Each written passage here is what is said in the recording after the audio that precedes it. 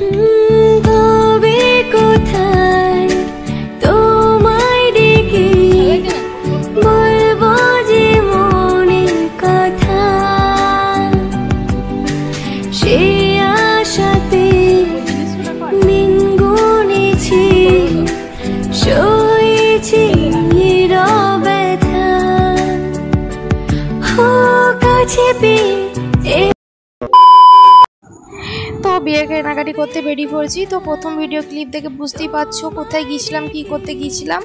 তো আমাদের বাড়ি থেকে কিছুটা দূরে কিছু কেনাকাটি করা ছিল।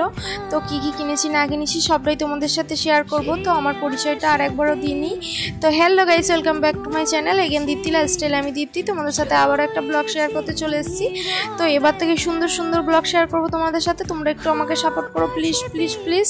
তো আমি আর দিদি এসছে বেড়াতে আমাদের বাড়ি। তো আমি আর দিদি বেরিয়ে পড়েছি কেনাকাটি করতে যাওয়ার জন্য। তো দিদি হাসছে, কারণ হচ্ছে আমাদের এখানকার প্যান্ডেল একটু আলাদা রকম করেছে, চারিদিকে ফুলের কাজ করেছে সব। দিদি বলছে যে তোর বর যে ফোচকে বলবে যে চারিদিকে ফুল আর ফুল, আমার বর খুব হাসাতে পারে।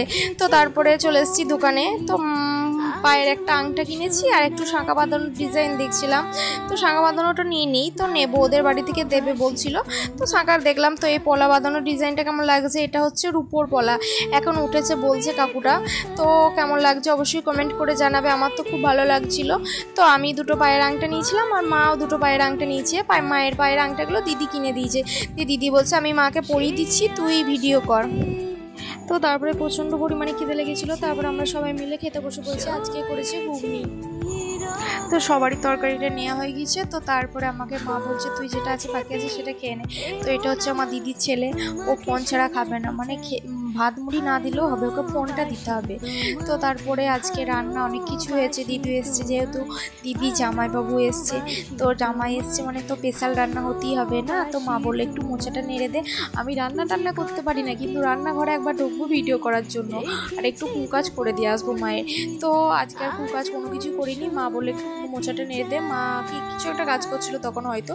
তো আজকে রান্না হচ্ছে, মাংস কষা করেছে আর মাংস ঝোলটা একটু রেখে দিয়েছে দিদি ছেলের জন্য, আর একটু শাক ভাজা করেছে আর মশার তরকারি করেছে, আর কিছু করেছে নাকি ভুলে গিয়েছি। তো যখন খাবো তখন আবার বলবো কি করেছে না করেছে, তো ভুলে যায়। তো এটা হচ্ছে দইয়ের মধ্যে দেয় রং করার জন্য। তো এটার ব্যাপারে পরে বলবো তোমাদের। এটা হচ্ছে চিনি পুরানো, তো দইয়ের রংটা লাল হয় ওই জন্যই। আমার বাবা তো 100 টাকা কেজি দই বিক্রি করে, সবারই থেকে কম দামে দই বিক্রি করে। তো লালটা দুধটা মেরে করে না, এইরকমভাবে করে চিনি পোড়া দেয়া। দিদির ছেলে খেতে বসেছে, বলছে আগে ফোনটা দাও তারপরে খাবো। ওর বক্তব্য হচ্ছে যখনই খাবে ততবারই ফোন ওকে দেখতে হবে। দই খাচ্ছে তাও ফোন দেখতে দেখতে দইটা খাবে, এত ফোনের নেশা ওর, পাগল হয়ে যায় ও। তো এই ভিডিওটা এটুকুনি পর্যন্ত, দেখা হচ্ছে নেক্সট ব্লগে।